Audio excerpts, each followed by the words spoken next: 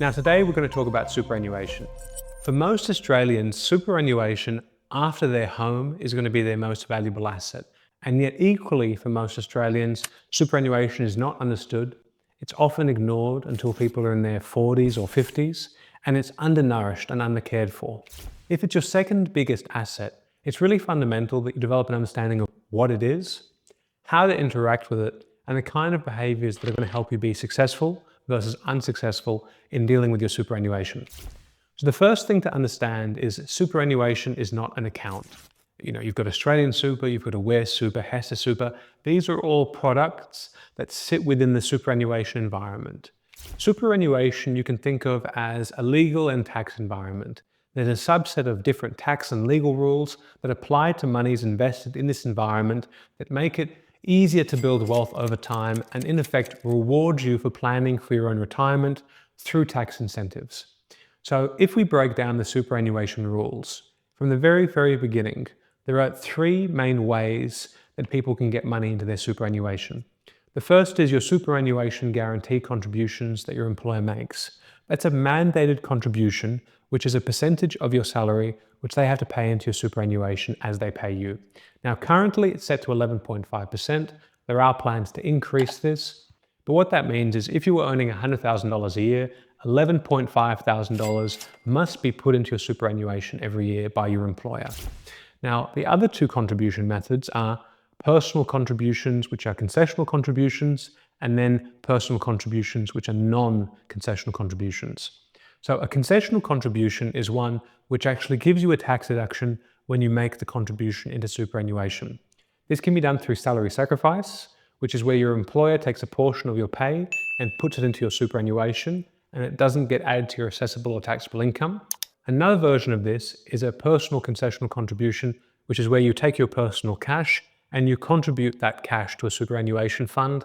Then you issue what's called a notice of intention to claim, and whatever you contribute to the superannuation fund decreases your taxable income.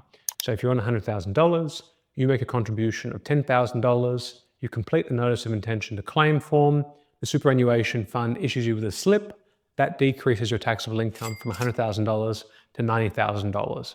So the third portion of contribution that can be typically made into superannuation is a non-concessional contribution. Now, a non-concessional contribution doesn't actually allow you to generate a deduction on the contribution of these funds inside superannuation, whereas a concessional contribution does. Now, there are limits to concessional contributions and non-concessional contributions. In the category of concessional contributions, you've got your superannuation guarantee contribution by your employer, your salary sacrifice contribution that you arrange with your employer, and your personal concessional contribution. The current limit for these three contributions in total is $30,000 per annum. There's also a rule called the carry forward rule, which effectively allows you to carry forward unutilized concessional contributions over a period of 5 years if your superannuation balance is less than $500,000.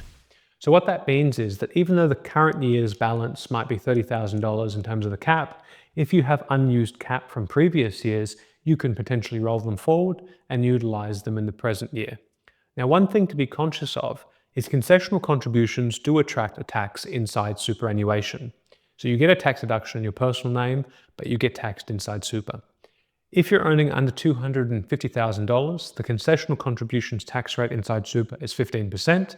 If you're earning above $250,000, the concessional tax rate inside superannuation is 30%, and you'll be issued with a Division 293 notice, which we'll talk about in one of our videos in our later series. Now, non-concessional contributions have a far higher cap. It's $120,000 a year presently, and there's a separate rule which, very similar to the concessional contribution rule, actually allows you to amalgamate a couple of years and increase your present year's cap. So the rule for non-concessional contributions is called the bring it forward rule. Now, rather than looking to the past, the bring it forward rule looks to the future and allows you to bring forward the future 2 years of unused non-concessional contribution caps into the present year. So if it's currently the 24-25 financial year and you utilize the bring it forward rule, you could use 4-5, 5-6, 6-7 to actually access $360,000 worth of non-concessional contributions. Now, when the money is in superannuation, there are a couple of other things that we should understand. Most people have the impression that superannuation is not taxed. In fact, that's wrong. Superannuation is taxed. Now, there are two types of tax inside superannuation, and they relate to income and capital gains. So the income tax inside superannuation is 15%. The capital gains tax inside superannuation is 15% if the asset is disposed of in less than a year, and 10% if the asset is disposed of in more than a year. So very similar to the way that you get a 50% CGT discount in your personal name if you hold an asset for more than 12 months, there's a slightly varied version of that inside superannuation. So one of the first steps that we want to understand is that superannuation does incur tax, and we want to be able to manage that tax inside superannuation. We'll go through that in a bit more detail in a separate video, but that's a core element of understanding. The next thing to understand about superannuation is you've got three distinct types of account. You've got your accumulation account, you've got your transition to retirement income stream, sometimes known as a TRIS pension, and you've got your account-based pension. Now, these function with different rule sets. The taxation that I just told you about only applies to the accumulation stage as well as the TRIS pension. The full account-based pension doesn't actually pay any tax inside of the pension fund. So if we stick with accumulation for the time being, an accumulation fund you can put money into. It's what everyone has when they're below the age of 60, and it's what receives your contributions, your employer contributions, and what you typically invest your superannuation through.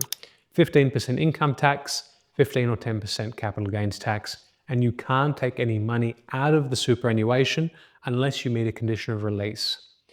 When you hit the age of 60, this is known as your preservation age. After the age of 60, you're able to access two forms of pension depending on whether you're working or not. If you're still working and you're between the age of 60 and 65, you're able to access what's known as a TRIS pension, a transition to retirement income stream. Now, a TRIS pension still has the same taxation within the fund as an accumulation account. Income is still taxed at 15%, capital gains taxes 15% or 10%. But the key difference with a TRIS is you're able to now start taking out a tax-free income. So if you're over the age of 60 and you open up a TRIS, at a minimum, you've got to take 4% per annum from this account up to a maximum of 10%. So if you had $200,000 in the account, it means at a minimum, $8,000 a year must be taken out tax-free, up to a maximum of $20,000 a year. If you're over the age of 60 and you're not working, or you're over the age of 65, whether you're working or not, you have access to the full account-based pension. Now, the account-based pension varies from the TRIS in two main ways. The first is the internal taxation within the TRIS, the 15% and then 15 or 10% for capital gains, no longer applies. All of the money inside the account-based pension is tax-free. You're also able to continue to withdraw a tax-free income from the account-based pension, but there's no upper limit on what you can withdraw. With the TRIS, it's 10%. With the account-based pension, it's 100%. So if you had $500,000 in your pension and you wanted to take that money out all at once, even though this would probably be a bad idea, you could do that, okay? So once again, recapping, accumulation account, you can contribute money to, you can't take money out of it. Under the age of 60, basically everyone has one, and you've got 15% income tax, 10% capital gain tax. Inside of the TRIS, you can't contribute money into it. You can pull money out of it. 4% minimum withdrawals every year, 10% maximum. Account-based pension, no more tax in the super, and you can withdraw as much as you want. You might have noticed that I said that you actually can't contribute money into a TRIS pension or an account-based pension. Now, that's technically true when it's crystallized, when the pension is actually formed. The main way that people get money into a TRIS or an account-based pension is going to be via first having the money in an accumulation account. When you have money in an accumulation account, to get it over the pension, you have to do a rollover or a transfer, and that's going to utilize this concept known as a pension transfer cap. Now, currently the pension transfer cap is 1.9 million. And that's indexed to inflation. So depending on how old you are, it might be significantly more than what it is presently in terms of the nominal value. But from a real dollar perspective, unless the law changes, it should stay the same. So what that means is if you've got $3 million in your accumulation account, you cannot transfer the entire value of that accumulation account over to your superannuation. You'd only be able to transfer 1.9 million into the superannuation. If that money grew in that pension account, you wouldn't have to transfer it out. It's only a limit on the transfer into the pension as opposed to an absolute limit on the value of what is in the pension. However, the government has proposed new laws which will effectively cap the value of superannuation to $3 million prior to further taxation being applied. So we'll see what happens in this space. Now, when we think about superannuation, we've now understood the contribution rules, the tax rules, and the different types of superannuation account. This is key to understanding how to effectively utilize superannuation in your long-term wealth planning. You can, with some degree of restriction, invest in pretty much anything within your superannuation. Now, different superannuation accounts will have different access to different options.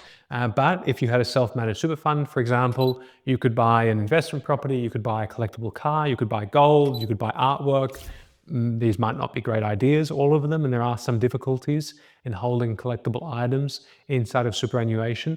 But as long as you're meeting what's called the sole purpose test, which is a test that effectively says that the benefit of superannuation has to be for the purpose of retirement, then the investment is going to be okay.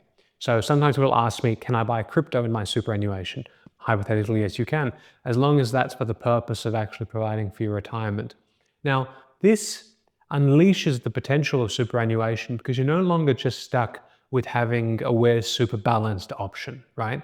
You can look at your superannuation and recognize it's actually a tax and legal environment that you can utilize in your medium to long-term wealth creation planning to facilitate wealth creation over the longer term in a very tax-effective way. In another one of our videos, we're going to look at investment portfolios, asset allocation, and how to actually interact with different market events in greater detail. And that's a great pairing to actually pair up with this superannuation knowledge. If you have any other video requests, or you want to know more about superannuation in a particular element, leave a comment and we'll come to it as soon as possible. Thank you.